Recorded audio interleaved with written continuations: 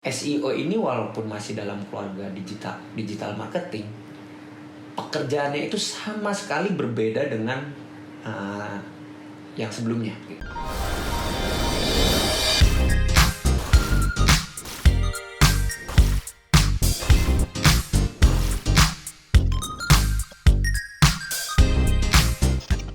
Saya Reza Purnama Putra, sekarang berkarir sebagai SEO lead di Tokopedia.com. Perannya itu gimana sih kita bisa membangun atau mereparasi sebuah website agar bisa ditemukan secara mudah di mesin pencari. Untuk case ini terutama Google.com ya.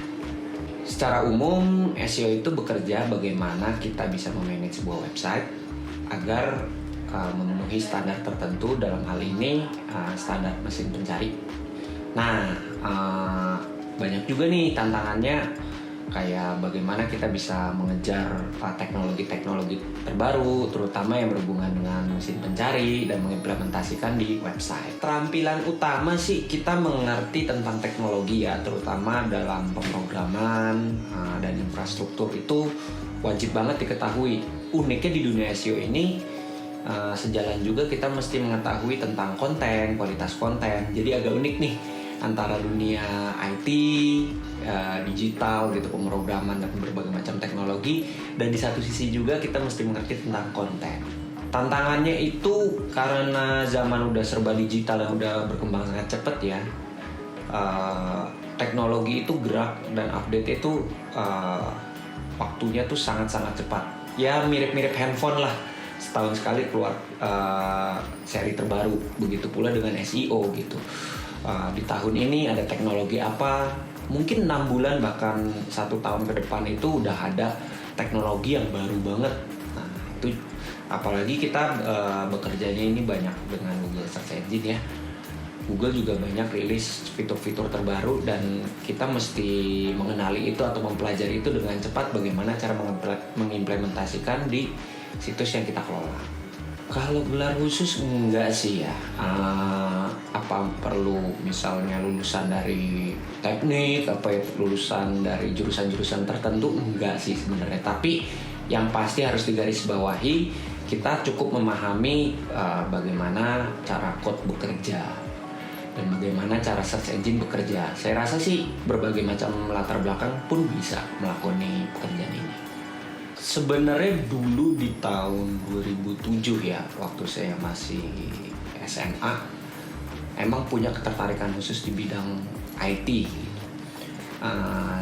Setelah lulus SMA kita masuk kuliah, ambil jurusan yang serupa.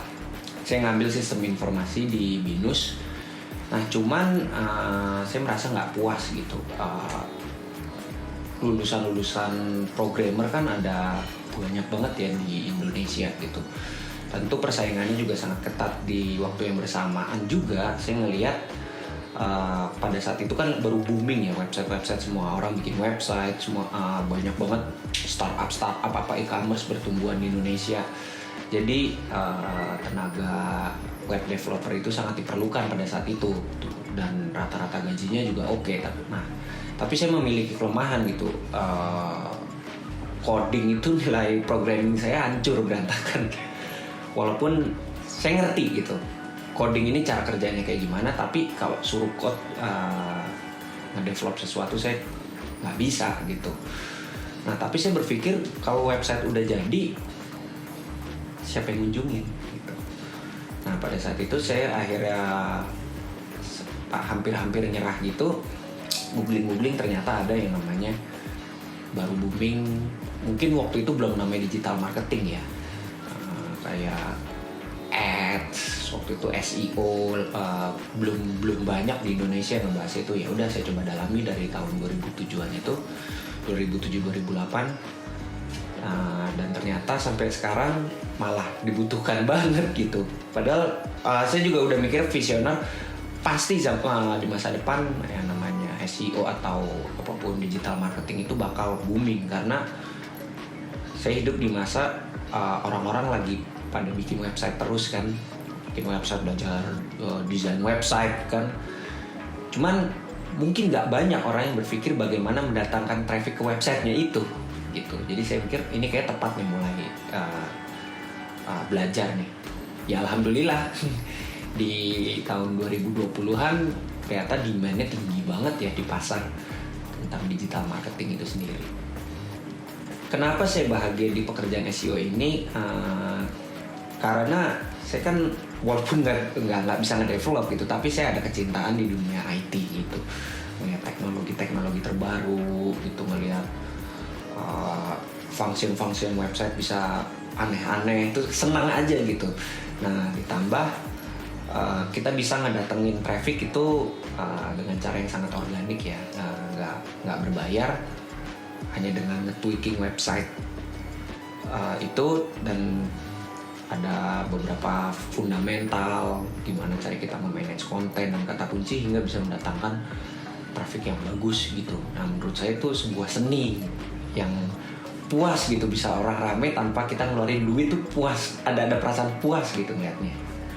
Yang membanggakan itu dulu ya saya pernah ngerjain sebuah project yang nilainya kecil, nggak besar, tapi konsul sama saya gitu, website perlu diapain nih, saya lihat ada beberapa masalah yang perlu di-fixing.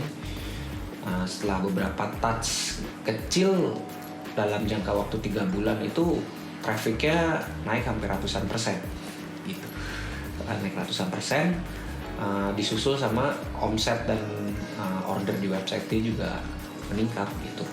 Puas aja gitu rasanya ketimbang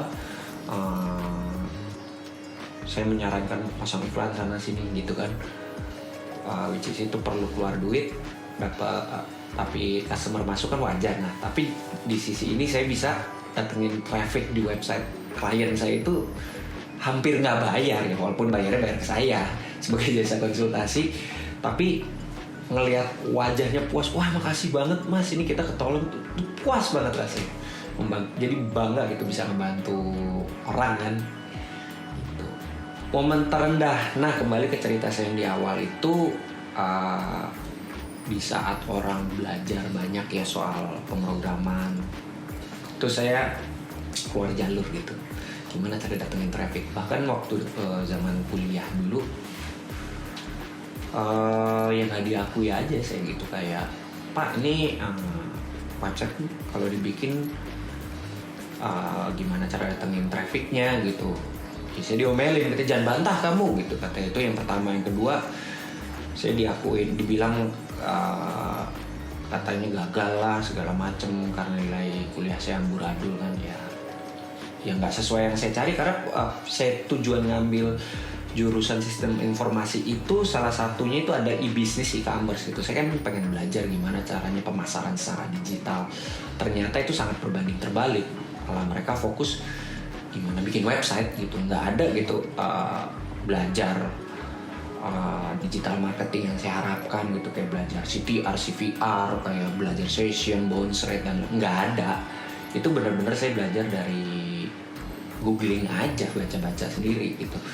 Terus juga saya ajukan SEO sebagai konsep topik skripsi, nggak lulus, ditolak pertama pas proposal awal ditolak judul saya. Ya udah saya ngikutin kata dosen maunya apa, jadi mau dia penelitian aja gitu. Terus setelah keterima dengan maunya dia, saya akalin ke administrasi, saya ajuin revisi judul, saya balikin lagi ke judul awal. Terus sudah balik lagi, sidang tolak, dibilang idenya nggak masuk akal lah, mengada-ngada, disuruh ulang skripsi, suruh bikin ulang. Ya saya nggak mau dong, saya merasa ini masa depan kan, masa depan SEO itu bisa di masa depan akan berguna. Tapi dosen juga nggak percaya gitu, udah bilang nggak percaya, dicoret-coret skripsi saya, dibilang nggak lulus. Terus metode pengumpulan data disuruh pakai survei, saya pakai Google Analytics kan, ini bahwa organic traffic website saya bisa berhasil naik nih, dibilang nggak masuk akal, yang bener itu pakai survei katanya. Ya saya ngotot sampai berantem, nggak lulus, sidang ulang, ya alhamdulillah lulus dengan nilai terbaik untuk deskripsinya itu, walaupun IPK-nya juga nggak terbaik. Ya akhirnya lulus, ngelamar kerja tuh di mana-mana, juga gitu, karena nggak ada lowongan SEO tuh nggak ada gitu. Kalaupun ada SEO, ujung-ujungnya suruh edit video, edit gambar. Saya juga nggak ngerti kata lowongan SEO, skillnya dibutuhkan editing video, bisa Photoshop. Saya muter kemana-mana itu nggak ada. Saya kerja di startup itu juga mungkin 90% pekerjaan saya itu ngerjain sosial media. Katanya, lu nggak bisa datengin traffic lu, segala macem. Sakit banget itu hati rasanya. Terus berjalan lagi, lamar sana sini nggak ada yang mau nerima. Udah nggak ada yang mau nerima. Kalaupun ada juga konyol pekerjaannya gitu. Lowongan SEO juga susah dicari mana-mana. Adanya paid ads tuh mulai maju duluan tuh pada saat itu. Sama sosial media tuh baru-baru booming ya kan. Walaupun Facebook itu udah lama, tapi baru-baru bener-bener boomingnya itu sekitar mungkin 2013, 2014 baru-baru booming. Udah sana kemari dipandang sebelah mata, dibilang nggak berguna segala macem. Terus akhirnya alhamdulillah waktu itu saya keterima di MNC Group, di okezone.com sebagai SEO spesialis. Nah di tempat itu saya nempak banget banyak ilmu dan akhirnya hingga sampai sekarang ini.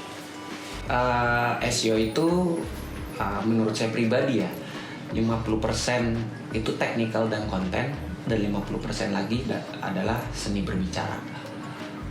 Itu gimana kita bisa mentranslatekan kebutuhan kita, dalam hal ini teknis, buat memperbaiki website dan lain sebagainya, kita sambungkan ke tim yang non teknis, bisa konten, bisnis, atau manajemen dan lain sebagainya. Dulu pengalaman saya di perusahaan sebelumnya itu saya kalau lagi bikin plan itu ke manajemen itu harus sabar banyak, kayak ngejelasin part-part yang teknis gimana implikasinya dengan website. Mungkin teman-teman di marketing itu agak lebih mudah menjelaskan ke manajemen karena lebih mudah diterima ya, logikanya di umum, misalnya kayak pengajuan budget, placement iklan atau dan lain sebagainya, itu jelas gitu. Oh, pasang iklan di sini kemungkinan bakal balik sekian gitu, mudah gitu dicerna. Bahkan sama pengajuan ke mungkin ya tim finance gitu, minta budget, nanti gue bisa balikin segini nih gitu, lebih mudah. SEO itu susah karena selain kita nggak ada spending, tas kita itu teknis banget, omongan kita tuh teknis banget. Dan hal terberatnya itu SEO itu tidak instan, membutuhkan waktu. Semua apapun itu websitenya membutuhkan waktu, 3 bulan, 6 bulan, 1 tahun. Nah itu gimana kita bisa menyampaikan maksud dan plan kita ke manajemen gitu. Tapi cuman lebih sering itu berhubungan dengan orang di luar dari tim yang notabene itu non teknikal. Fakta unik. Nah, fakta uniknya adalah dunia SEO itu kan kental dengan yang namanya digital marketing. Itu kan digital marketing kita tahu ada paid ads, ada programatik kan, ada sosial media. Semua itu berkaitan dengan mungkin dengan spending, bidding keyword, ya kan, budget, terus conversion rate. Nah, SEO ini walaupun masih dalam keluarga digital marketing, pekerjaannya itu sama sekali berbeda dengan yang sebelumnya gitu. Walaupun orang sering salah arti SEO, SEM gitu, sama-sama pakai search engine.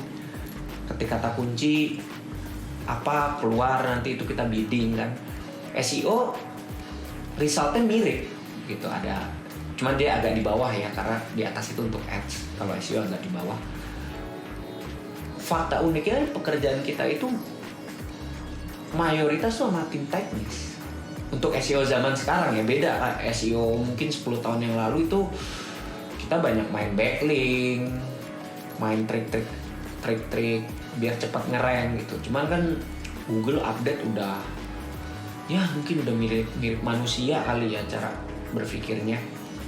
Nah, jadi apa yang kita kerjakan itu benar-benar identik dengan teknis banget gitu. Gimana caranya kita merawat sebuah website itu seholistik mungkin gitu. Tips dan trik sebenarnya cukup sederhana. Nomor 1 itu punya rasa curiosity yang tinggi. Kedua, rajin baca, karena kita dalam memandang sebuah masalah di SEO itu perlu pendapat beberapa ahli gitu. Kayak misalnya ada case A, case B. Nah, itu kita mesti sering banyak studi banding, baca-baca, terutama di Twitter, baca-baca